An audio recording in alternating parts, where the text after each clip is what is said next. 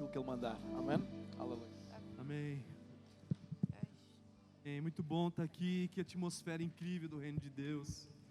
E a gente sabe que Deus tem coisas incríveis para fazer. Eu quero te encorajar a você continuar esse ambiente de comunhão com Deus, comunhão com o Espírito Santo, para que nós possamos continuar em oração, continuar buscando o Senhor. Então feche seus olhos, vamos continuar em oração. Sim, Jesus, Tu és o nosso maravilhoso, o conselheiro, o Pai da eternidade, o príncipe da paz, aquele que era e que há de vir, Pai. Nós não temos nada além de Ti, Pai. Então nós nos rendemos a Ti nessa noite, para que a Tua presença seja a nossa prioridade. Nós amamos a Tua presença, nós honramos a Tua presença. Tu és o nosso presente, Tu és tudo que nós temos, Pai. Obrigado por tudo que Você fez naquela cruz. Você já tinha planejado isso antes da fundação do mundo. O Senhor nos amou naquele lugar, Pai, e continua nos amando, Pai.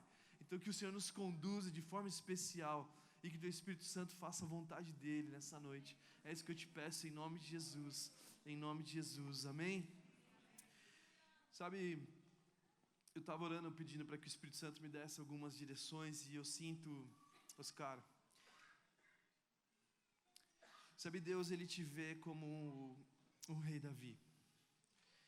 Eu não costumo profetizar com muito barulho, mas eu gosto de falar o que Deus tem falado no meu coração, e Ele te vê como Davi. E Davi é interessante porque ele era um pastor diferenciado que protegia as ovelhas de ursos e leões sem que o pai dele visse. Ele não fazia isso para homens. Eu sinto que Deus tem se alegrado do teu pastoreio, porque você tem pastoreado, protegendo essa igreja de ursos e leões, sem que os homens estejam vendo isso. E Deus quer te levar no lugar de honra, entende? Presta atenção. Davi, ele era um pequenininho que era rejeitado pela sua família. O profeta estava lá, ele não foi convidado para a festa, mas ele continuava, e lugar onde ele foi rejeitado foi onde ele foi ungido a rei. Sabe, os lugares que você passou, nada mais é que Deus estava te preparando para vencer Golias. Sabe, na verdade a sua infância, o que você passou na tua vida, todos os ministérios que você passou, foi Deus te preparando para um tempo como esse. Sabe, você venceu as ovelhas de ursos e leões, tantos ursos e leões vindo, você poderia ficar bravo com isso, você não reclamava e derrubava os ursos e leões, mas Deus estava te preparando para vencer Golias. Sabe, Oscar, eu sinto Deus te levando nível de influência sobre essa nação. Sabe, porque Davi, ele vence Golias. E quando ele vence Golias, Saul perguntava para ele assim: quem você é? Ele fala: eu sou filho de Jessé, a quem te serve. Depois que ele vence Golias, ele continua sendo o mesmo, ele não perde o coração. E Saul pergunta para ele: mas quem você é? Ele fala o mesmo: eu sou filho de Jessé, a quem te serve. O que eu estou querendo dizer para você é que o teu coração continua sendo segundo o coração de Deus. E diante de uma nação ou não, você continua sendo o mesmo. Ei, presta atenção, não queira a armadura de outras igrejas. Não queira a armadura de outro reino. Não é a armadura de Saul que vai servir no teu ministério. Deus já te deu graças nas pedrinhas que estão nas suas mãos. Você pode se inspirar em outro ministério, não estou dizendo contra isso, mas estou dizendo que aquilo que Deus tem para fazer já está sob as suas mãos. Sabe, já está sob as suas mãos, que você possa permanecer nele. Pai, vamos orar pelo teu pastor Oscar aqui, estenda as suas mãos para ele. Pai, nós oramos pela vida desse homem, Pai. Nós oramos pela vida dele, do teu servo, que passou por grandes dificuldades na sua jornada, Pai. Nós oramos por ele, Pai, declarando o teu favor sobre ele, a tua proteção e a tua doce presença, Pai. Que o Senhor possa expandir a sua mente, expandir o teu coração, que o Senhor possa liberar uma nova temporada sobre sua vida, uma influência sobre essa nação, para que Ele possa trazer de volta a nação para a tua presença, Pai. Pai, nós oramos por esse pastor querido, que você se alegra do seu pastoreio. Ele pastoreava as ovelhas sem que ninguém estava vendo, Pai. Agora o Senhor vai recompensá-lo, Pai. Pai, que o Senhor possa fazer com que a tua graça repouse sobre ele, e as pedrinhas que o Senhor já deu para ele, seja a arma que ele vai vencer os Golias, Pai. Os Golias de Luxemburgo, os Golias dessa nação, que o Senhor possa levantar ele, Pai, para que ele possa tirar, Pai, a opressão que o povo passa. Nós declaramos o teu favor, a tua bondade sobre ele, em nome de Jesus, em nome de Jesus, em nome de Jesus. Eu queria... O Tiago está ali, né? Cadê o Tiago? Tiago, teu filho. Tiago, tem um monte de Tiago, né? Mas o teu filho? Tiago André. Aqui tem 2 nomes, né? Está ali em cima. Está aqui em cima. Ei, Tiago, Deus tem uma palavra para a sua vida. Gênesis 15. versículo 5. Sabe, Gênesis 15, versículo 5, fala de Abraão. E Abraão estava escondido numa tenda, e o próprio Deus tira ele para fora. Sabe, Deus está liberando favor sobre tua vida, teu chamado, teu ministério, para que você possa contar as estrelas, se é que você pode contá-la. Sabe, não foi você que saiu da tenda, é o próprio Deus que te tira desse lugar de esconderijo. O lugar da tenda é perfeito, você ora, busca Deus, e Deus tem se alegrado disso, mas agora o mundo precisa te conhecer, entende? Então Deus está te tirando dessa tenda. Pode ler, Gênesis 15, 5. Ele começa a contar, e Abraão vira a madrugada contando as estrelas. As estrelas são o que Deus já fez na tua vida e o que ainda Ele vai continuar fazendo. Você passa a madrugada, é um homem de fé, e ele começa a trazer o reino de Deus sobre tua vida. Existe influência sobre tua vida que Deus está liberando sobre você. Então Ele está tirando do secreto. Ele está te tirando desse lugar que você talvez gostava, no bom sentido, dizendo que você não queria fama, não queria ser conhecido. Mas Deus está te tirando desse lugar como uma voz, para que você possa contemplar a bondade dEle. Gênesis significa início. Existe um novo ciclo na tua vida se iniciando hoje, em nome de Jesus. Vamos orar por ele. Pai, nós oramos pela vida do teu filho, Pai. Tu conheces o coração dele, tu sabes o propósito pelo qual ele nasceu, Jesus. Ele é teu. Antes da fundação do mundo você já tinha escolhido ele. Antes do ventre da sua mãe você já tinha escolhido ele para a tua obra, Pai. Pai, nós liberamos agora algo novo sobre a tua vida, um start novo sobre você, para que ele possa sair e contar as suas grandezas e maravilhas do que você está fazendo. Então, Pai, nós oramos e nos preparando, enviando ele para que ele possa sair desse lugar do secreto, e que o Senhor possa recompensá-lo, que ele possa passar noites e noites, gerações e gerações contando os seus feitos sobre a sua vida e sobre os filhos dos seus filhos, Pai. É isso que nós declaramos sobre a vida dele, Pai, em nome de Jesus, em nome de Jesus, em nome de Jesus, amém? Dê um aplauso para Jesus.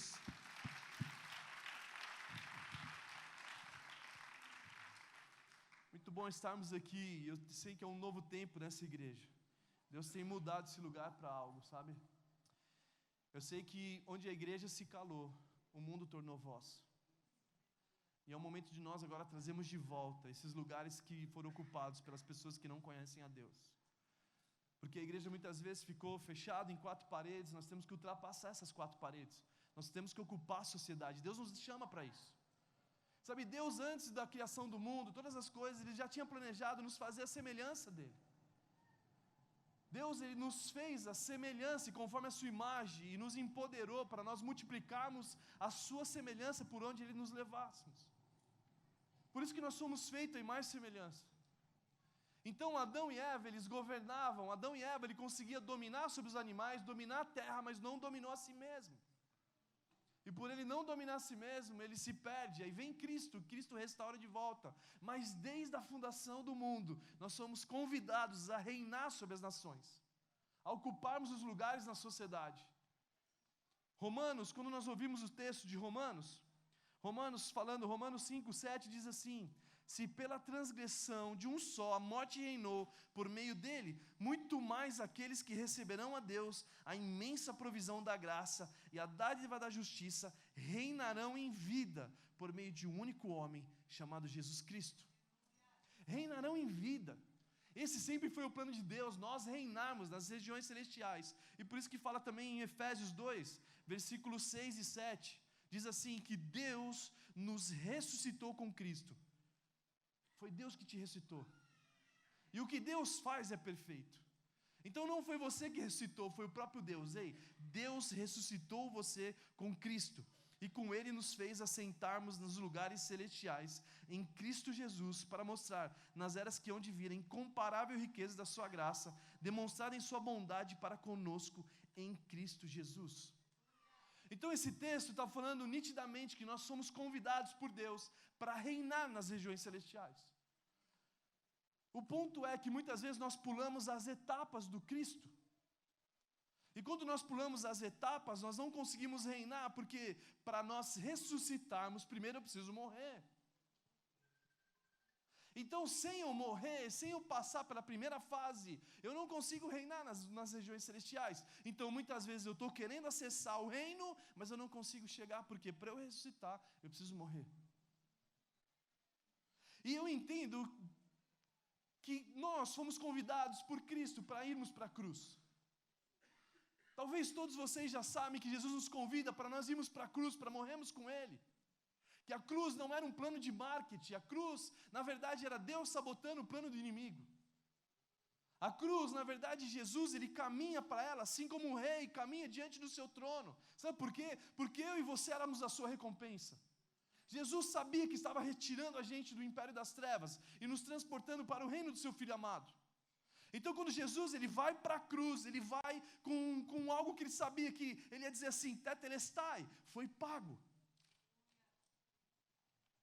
Eu nunca me esqueço, eu fui pregar numa grande conferência no Brasil, em Belo Horizonte, numa grande cidade. E o tema da conferência é, nós vamos mudar o mundo. Eu falei, não, nós não vamos mudar o mundo. Cristo já mudou. A gente só precisa avisar o mundo o que Ele fez. O que Cristo fez naquela cruz?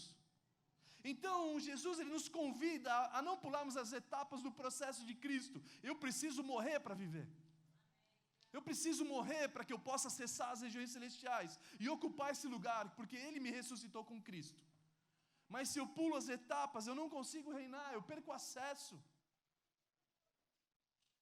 Foi por isso que em 1 Pedro fala, 1 Pedro 2:21 diz assim, para isso vocês foram chamados, pois também Cristo sofreu no lugar de vocês, deixando-lhes o exemplo para que sigam os seus passos. Em 1 João 2,6 diz assim, aquele que afirma que permanece nele, deve andar como ele andou. Sabe, nós temos que ir para a cruz para eu reinar. A pergunta que eu faço é, onde você está sentado nessa noite? Será que você está sentado nas regiões celestiais? Porque se eu estiver sentado na região celestial, eu estou olhando agora com uma perspectiva do céu para a terra, não mais da terra para o céu. Eu começo a enxergar como o céu enxerga a terra. Aqui, se eu estiver sentado na região terrena, nessa terra, a minha preocupação entra em desespero e a minha oração se torna medíocre. Eu começo a orar, Deus, socorro, me arruma um emprego, eu estou desempregado, eu estou aqui, eu preciso da tua ajuda, ajuda as minhas finanças, porque eu estou em caos. Mas se eu estou aqui na região celestial, eu estou falando assim, Deus, tu sabes do meu chamado, me abre a porta do lugar que você tem para mim, para que o teu reino entre nesse lugar. Se eu estou aqui, eu estou orando assim, Deus, você não está vendo as coisas acontecendo na minha vida, Deus, eu quero ser famoso, Deus, eu quero ter seguidores no Instagram. Aqui eu estou falando assim, ei Deus, eu não quero seguidores, eu quero fazer discípulos. Porque a vida é sobre fazer discípulos. Aqui eu estou em desespero, falando assim, Deus, eu sou dentista, eu quero ser famoso, eu quero ser conhecido, eu quero ter muita fama. Aqui a gente está orando, ei Deus, me libera sabedoria e ciência para que eu traga na água de Luxemburgo ou na água das nações algo que não faça com que mais nenhum ser humano tenha cárie nos seus dentes. Porque aqui eu estou reinando com Ele. Aqui nós estamos orando assim em desespero por coisas bestas. Aqui não, nós estamos pedindo sabedoria e ciência de Deus. Então Deus pode levantar médicos aqui nesse lugar que vão trazer a cura do câncer e da AIDS para mostrar o amor de Deus para a humanidade. Porque agora a gente está reinando. A gente está ocupando os lugares na sociedade, a gente está trazendo de volta eles. Aqui a gente está falando assim, Deus, eu quero ser famoso, eu quero ser um cientista, na verdade eu quero ser um diretor de cinema, um diretor de novelas. Aqui eu estou falando assim, Deus, me usa como diretor de cinema e as novelas, para eu trazer as novelas de volta para a Tua presença. Pai, que eu traga os princípios, o céu como modelo para se estabelecer sobre a terra. Aqui eu estou sentado nas regiões celestiais. Só que se eu pulo a etapa, eu estou querendo estar lá com o meu coração aqui. Por isso que a Bíblia fala, já que vocês ressuscitaram com Cristo, mantenham os seus pensamentos nas coisas que são do alto, não mais na terra. Só que, quando eu olho para a cruz, não é a cruz, mas é Cristo nela. Não adianta nós colocarmos o símbolo da cruz, não entendemos o que é a cruz de verdade. Não é a cruz, e sim Cristo na cruz. Então Ele me impulsiona para que eu possa morrer, para que eu possa viver. E quando nós olhamos, todos os seus discípulos, a maioria deles abandonam Jesus na própria cruz. Eles deixam Jesus lá. Só que quando nós olhamos para a vida do apóstolo Paulo, ele fala, ei, eu fui crucificado com Cristo, agora já não vivo mais eu, mas Cristo vive em mim. Porque Cristo em mim é a esperança da glória. Porque Romanos 8:19 fala que a criação aguarda com dores de parto a manifestação dos filhos de Deus. O mundo está clamando, onde estão os filhos de Deus? Então, quando eu olho para a cruz, eu preciso ir para ela. E Deus, Ele faz de tudo para que o Espírito Santo me conduza a morrer, para que eu possa viver. Então, qual área da tua vida precisa morrer para que você possa viver? Eu sempre pensei que eu tinha que colocar a minha sogra na cruz. Mas, na verdade, Deus estava usando ela para me colocar na cruz. Porque minha sogra, gente, misericórdia, é uma bênção. Minha esposa daqui na minha frente. Então, muitas vezes nós pensamos que é para nós crucificarmos aquele que nos persegue, mas Cristo falou para nós amarmos aquele que nos persegue, orarmos por Ele, abençoarmos por Ele. Então, Jesus, Ele começa a implantar o reino dos céus na terra. Por isso que em João 3 começa a falar sobre Deus, falando sobre João Batista, falando que é chegado o reino dos céus em Mateus. Mateus 3 fala sobre o reino dos céus. E sempre ouvi falar que tinha o reino de Deus e o reino dos céus. E o reino dos céus é a expressão do céu se manifestando sobre a terra. Isso começa em Cristo, onde Ele junta os seus discípulos e começa a ensinar a eles o céu como modelo para se viver na terra. Ele junta os 12, junta a multidão e começa a falar em Mateus 5, 6 e 7, o sermão da montanha. O sermão da montanha é o céu como modelo para se viver na terra. E Ele junta os seus discípulos e começa a falar assim: ei, felizes são os misericordiosos, porque alcançarão misericórdia. E a pergunta que eu faço: onde está a misericórdia muitas vezes no nosso meio? Depois ele continua dizendo assim: felizes são os pacificadores, porque serão chamados filhos de Deus. Onde está aqueles que vão gerar paz sobre o mundo? Existe o caos nessa sociedade. Deus tem sabedoria disponível para que nós possamos levar paz nesses lugares. A paz que excede todo entendimento. Então, sim, felizes são os pacificadores, porque serão chamados filhos de Deus. Depois ele continua o texto dizendo assim: ei, vocês ouviram falar olho por olho, dente por dente, mas eu falo para vocês: ame os seus inimigos, orem por eles e abençoe eles. Sabe, se nós fazemos isso, nós estamos trazendo o céu como modelo para se viver na terra. Essa sempre foi a proposta de Jesus. Mateus 6:10 fala sobre a oração do Pai Nosso: que venha o teu reino e seja feita a tua vontade na terra, como está acontecendo no céu. Ou seja, a terra já está atrasada, porque o céu já está acontecendo. Então Deus nos levantou como chefes de Estado, como embaixadores. Filipenses 3:20, a nossa cidadania não é da terra, é do céu. Então nós somos chefes de Estado, onde Deus nos leva. Então eu passo pelo processo da morte, eu preciso morrer o meu eu preciso morrer o meu descontrole emocional. Eu preciso ressuscitar a inteligência emocional de Cristo na minha vida.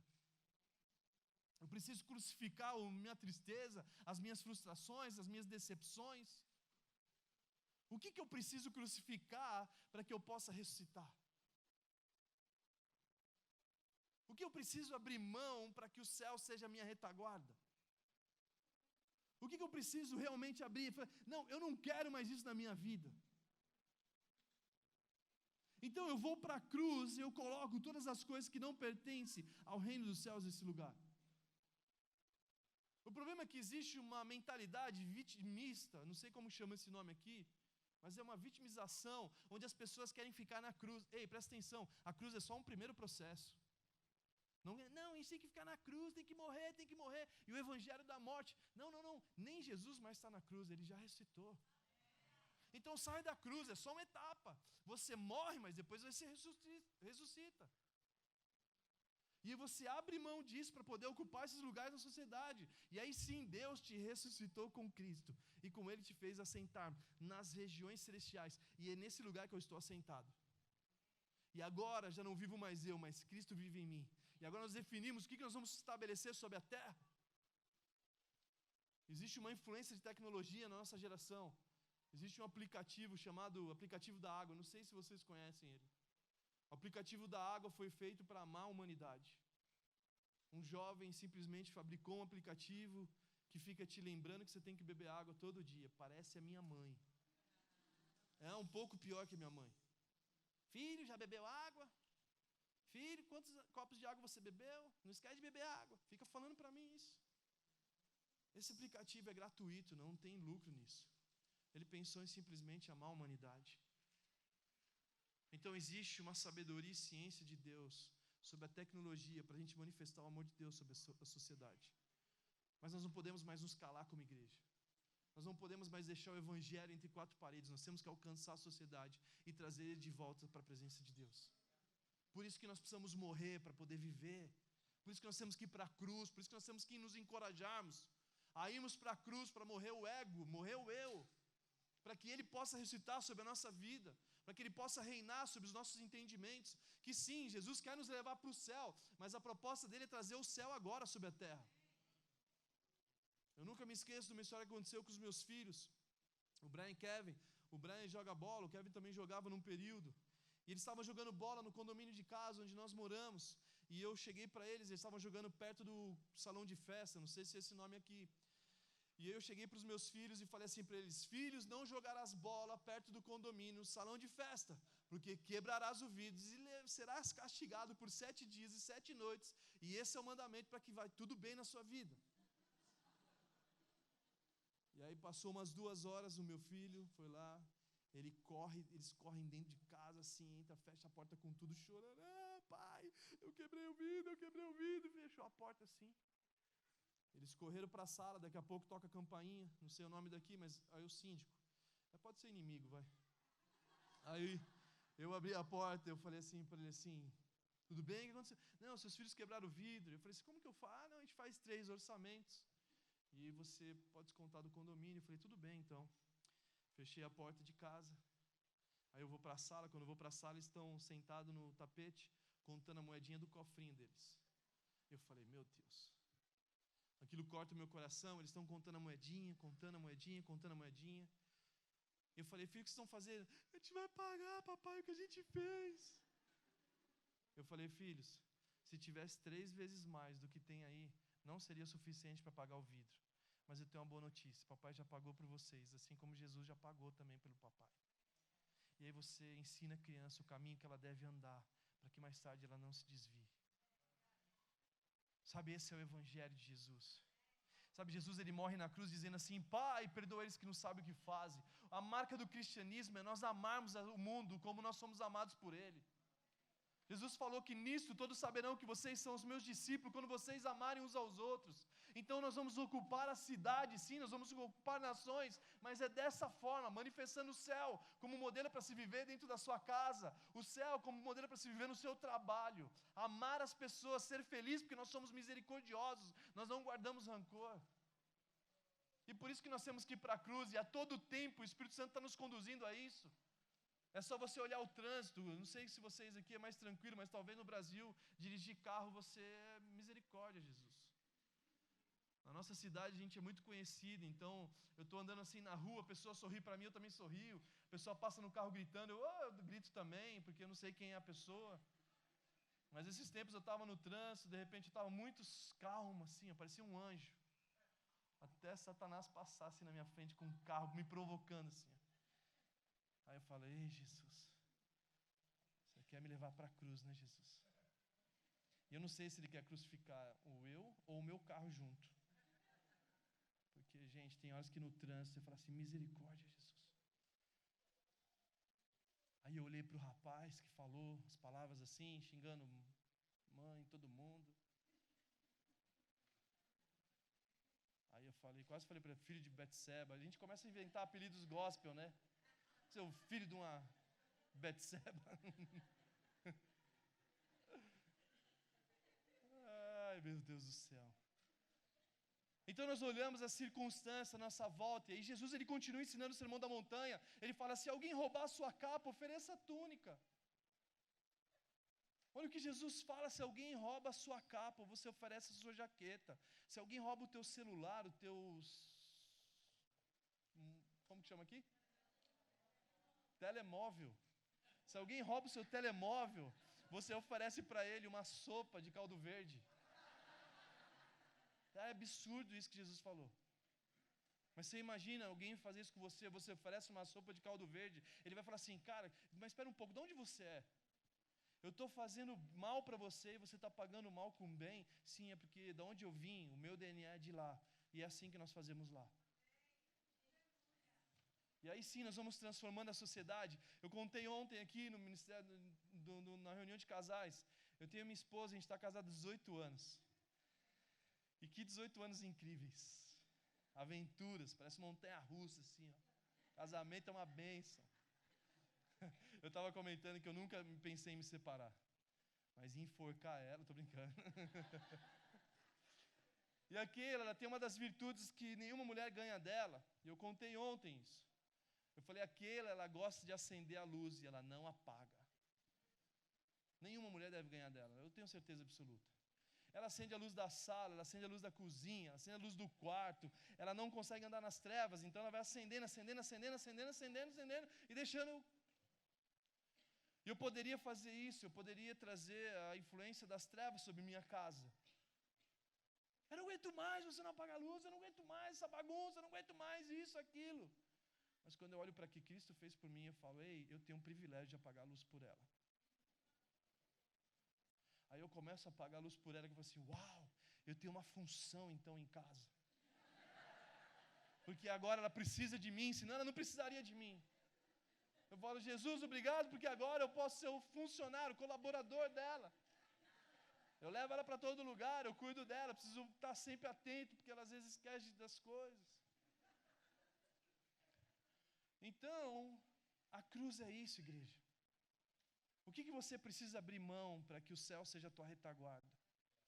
Sabe, Deus não vai te levar em alguns lugares se você não morrer primeiro.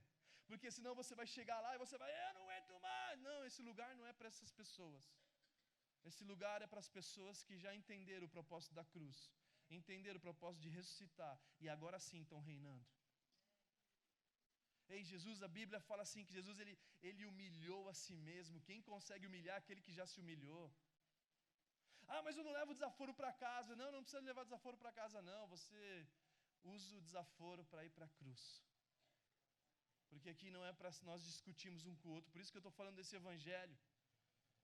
Quando nós olhamos a vida de Tomé, eu não sei se é o nome aqui, é Tomé? Tomé, todo mundo fala que ele não tinha fé. Tomé, todos nós falamos assim, não, mas Tomé não tinha fé. Ele precisava crer para ver, ele precisava ver para crer. E na verdade, quando nós olhamos para Tomé, em João 11, versículos 16, fala que Tomé, chamado Dídimo, queria morrer com Jesus. O texto de João 11 fala da história de Lázaro. E Lázaro estava morto. E Jesus já tinha saído lá da Judéia. E todo mundo sabia que Jesus tinha sido apedrejado lá. E os discípulos já tinham sido super-heróis. Falaram assim, não, Jesus, a gente te salvou de lá, Jesus. Você ia ser apedrejado pelas pedras dos religiosos. E você quer conhecer um religioso? Olha para suas mãos, estão sempre com pedras. São sempre as pedras da lei para condenar a sociedade. E aí os religiosos queriam condenar Jesus porque ele estava mudando a forma de nós entendermos a Bíblia, a palavra de Deus. E aí Jesus, ele vai para a Judéia, e aí Tomé fala assim, ei Jesus, ele fala para os discípulos, vamos para que morramos com ele. Então todos os discípulos não queriam ir com Jesus, mas Tomé, chamado Dídimo, falou, ei, eu quero ir para que eu possa morrer com ele. Então se eu falasse assim aqui para vocês, quem quer viver com Jesus? Todo mundo talvez falasse assim, mas quem quer morrer com Jesus? Então Tomé, ele abre mão, ele que fala assim, eu prefiro morrer com ele do que viver sem ele. E aí, vocês sabem, Jesus vai para a cruz mais para frente, e aí Tomé entra numa crise existencial, ele fica frustrado com isso. Cadê Jesus? Agora ele morreu na cruz. Ele não entendeu a ressurreição de Cristo. E ele fuge dos discípulos, do seu amigo, do ambiente de relacionamento dele. E aí do nada, ele cria forças, o Espírito Santo talvez fortaleceu ele. E ele vai para procurar os seus amigos, os seus discípulos. E a primeira coisa que ele faz quando ele vê os seus discípulos, seus amigos, os discípulos falam assim, Tomé, Tomé, Jesus ressuscitou, Jesus ressuscitou. Sabe o que Tomé fala? Eu não acredito que Jesus ressuscitou, porque eu não consigo ver Cristo em vocês. Eu preciso ver para crer. Eu não estou vendo Cristo. E vocês voltaram a pescar, vocês estão discutindo quem é o melhor de todos. Muitas vezes a sociedade olha para nós e fala assim, sim, eu acredito em Jesus, mas eu não acredito nos discípulos de Jesus, porque eles não se parecem com Cristo. O que essa nação quer ver é Cristo em nós. O que essa nação quer ver não é só simplesmente um status de discípulo. É uma vida que te coloca lá em prática. Por isso que Filipenses 2,5 fala que a atitude de Cristo seja a mesma de vocês. Então Tomé, ele olha para os discípulos e fala assim, vocês não estão se parecendo com ele, então como ele ressuscitou? Ele não ressuscitou na vida de vocês. Vocês estão julgando a sociedade, vocês estão brigando entre vocês, e na verdade eu não estou vendo Jesus em vocês. E aí Jesus aparece e pede para Tomé tocar nas suas mãos. E quando Tomé toca nas suas mãos, para mim significa que Jesus é tocável. Você pode tocar na mão de Jesus, mas não mais nessa igreja ferida, na igreja que foi cicatrizada. Não mais na igreja do mimimi, que tudo fulano falou, não, agora é uma igreja madura que se levanta. E aí Jesus, ele vai e fala para Tomé, e Tomé, toca aqui na minha costela. E é interessante porque de Adão sai a Eva pela sua costela. E de Cristo, o soldado fere a sua costela para nascer a noiva de Cristo. A igreja gloriosa, sem mácula, sem mancha, sem ruga. E essa marca agora nasce a noiva perfeita. Então o que o Brasil e o que Luxemburgo quer ver é Cristo em nós. É que nós possamos realmente morrer para o nosso eu, morrer para as nossas diferenças, morrer para que a gente possa realmente viver, para que a gente possa reinar, ocupar os lugares com uma sabedoria e ciência do céu. A proposta de Cristo sempre foi essa, e vão pelo mundo inteiro agora. Vão pelo mundo inteiro ensinando aquilo que eu ensinei para vocês. Então o que Cristo ensinou para nós, o que Cristo deixou de legado para nós. E é por isso que eu quero ler um texto que fala em 2 Coríntios, capítulo 4, versículo 10 a 11, diz assim: trazemos sempre em nosso corpo morrer de Jesus, para que a vida de Jesus também seja revelada em nosso corpo. Pois nós que estávamos vivos somos sempre entregues à morte, por amor de Jesus, para que a sua vida também seja manifesta em nosso corpo. Então nós trazemos o nosso corpo, as marcas de Cristo. Por isso que Paulo falava sobre isso. Eu trago sobre o meu corpo as marcas de Jesus. E nós levamos isso para a sociedade, amando eles mais do que ele merece ser amado. O segredo de José do Egito era esse. Ele amava os irmãos dele mais do que eles mereciam ser amados. Por isso que nós temos que compreender o que realmente é o amor. Existem algumas festas no Brasil que falam que todas as formas de amar é Deus. Isso não é verdade. Deus é amor, mas o amor não é Deus. Os gregos, o Novo Testamento é escrito em grego. E os gregos separam o amor em 4 partes, que vocês já devem ter aprendido já. E no Brasil o amor é muito simples, não tem muito significado. A gente fala que a gente ama o carro, nós amamos o suco, nós amamos o caldo verde, nós amamos tantas outras coisas. E nós amamos a Deus das mesmas palavras. E os gregos disseram que o amor, Sócrates, Platão, ele fala que o amor, ele fala que o amor é eros. Que o amor eros é de interesse, o amor eros é quando você quer algo. O amor eros é quando você deseja um trabalho. Deus, me dá um trabalho, me dá um trabalho. E quando você começa um trabalho, você fala, Deus, me dá as férias. Porque nada está bom. Você só pensa no seu interesse. Existe o amor eros também no sentido de atração, não estou dizendo sobre isso. Mas o amor que você queria aqueles sapatos, as mulheres principalmente. As mulheres parecem uma centopeia, não sei se chama aqui assim. Precisam de vários sapatos, meu quarto inteiro é de sapato para tudo quanto é lado. E a gente quer o sapato, mas era só comprar, porque não usar de vez em quando. Então esse é o amor platônico, o amor que você ama por interesse. E aí depois vem um aluno de Platão chamado Sócrates e fala que o amor é filéu, que o amor é você ser grato. Deus, obrigado pela minha esposa, obrigado pelo que eu tenho, obrigado por isso, eu vou ser amigo. E por mais que faz 10 anos que você não vê o seu amigo, você ainda olha para ele e fala, uau, nós somos amigos. Esse é o amor filéu. O problema é quando o amor está fora de ordem. Quando o amor filéu junta com eros, você começa a ter atração por outras pessoas que você não deveria. E por isso que o amor está fora de ordem. Depois nós temos o amor estorge. O amor estorge é de família, de pais, filhos, de tios. Você tem um tio que mora longe, e quando você vê ele, ou você nem conhece, nem sabia que ele é teu tio, sua mãe fala, olha, você aqui é seu tio. Você fala, oi tio. Amor estorge. Mas o amor estórgico, eros, Muitas vezes crianças são abusadas pela própria família, porque o amor está fora de ordem. Então Deus não me ama com eros. E aí tem o último de todos, que a maioria de vocês já conhece, o amor ágape, ou agape.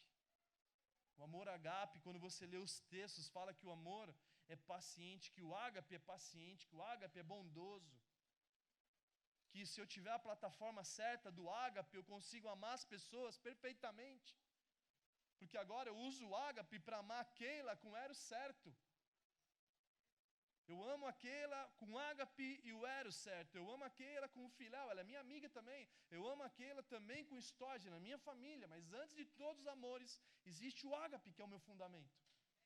E por isso que eu não vou amar a sociedade com eros, eu vou amar com ágape.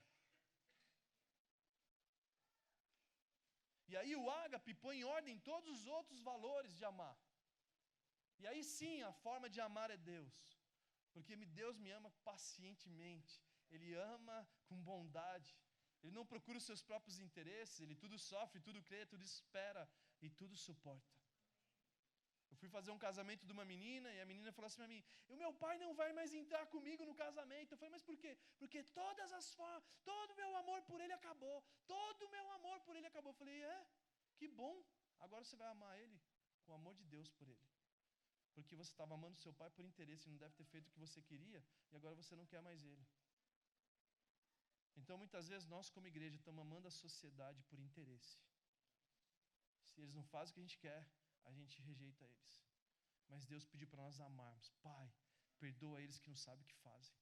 Porque nisso todos saberão que vocês são os meus discípulos, quando amares uns aos outros. Porque Deus é amor, e quem está no amor está em Deus e Deus nele.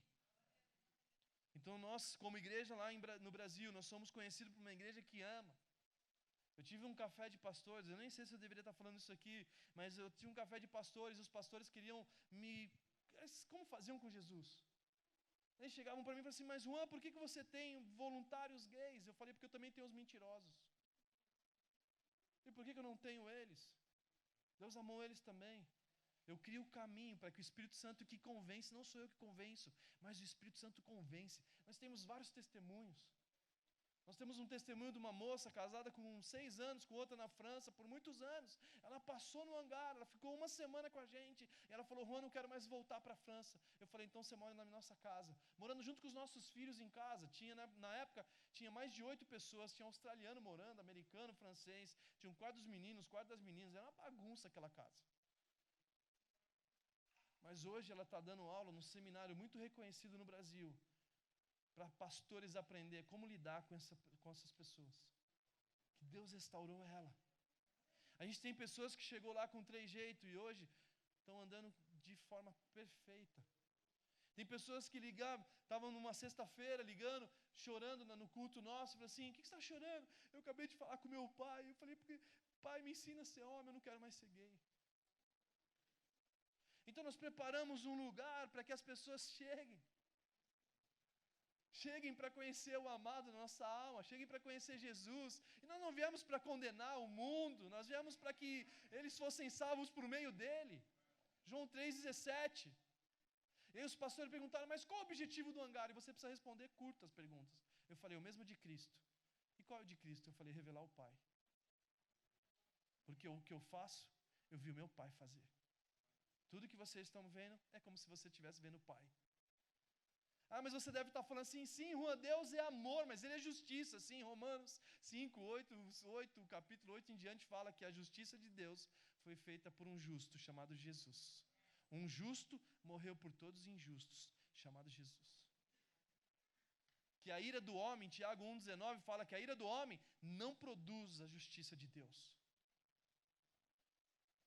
Então, quando nós olhamos para Jesus, é a única forma de nós trazermos o céu como modelo para impactar Luxemburgo. Nós amarmos as pessoas mais do que elas merecem ser amadas. Nós amarmos a cada cidadão, nós amarmos os portugueses, os brasileiros, seja quem for. Assim como nós somos amados por Ele. E esse é um lugar que vai fazer isso. O que eu vejo nessa igreja, eu só vejo isso. Que o Senhor possa erguer esse lugar. Como assim uma figueira que um cobrador de impostos, Zaqueu, subiu. que essa igreja seja uma igreja como a figueira, que possa elevar o lugar para que Zaqueus venha aqui conhecer o nosso Deus. Que essa igreja aqui seja igreja hospedaria. Que o ladrão, que o rapaz que foi assaltado, que ninguém dava atenção para ele, os perdidos desse lugar, as pessoas que não têm mais identidade, sejam atraídos para esse lugar que vai chamar hospedaria. Porque quando é uma igreja hospedaria, a Bíblia fala que Jesus paga as contas dela. E não falta. E se faltar, ele volta para pagar. Que essa igreja seja uma igreja que acolhe as pessoas, que acolhe a todos. Porque é essa igreja que eu consigo ver aqui. Uma igreja gloriosa, que nasceu para uma geração como a nossa. Que foram rejeitados por vários lugares, mas aqui eles vão ser amados. Amados. Assim como o filho pródigo foi amado. Assim como a dracma perdida, que estava às vezes dentro da casa, foi encontrada. Assim como a ovelha perdida. Esse lugar vai ser um lugar de restauração de vidas. E que a gente possa ser Cristo em nós. Amém? Vamos ficar de pé e vamos orar nessa noite.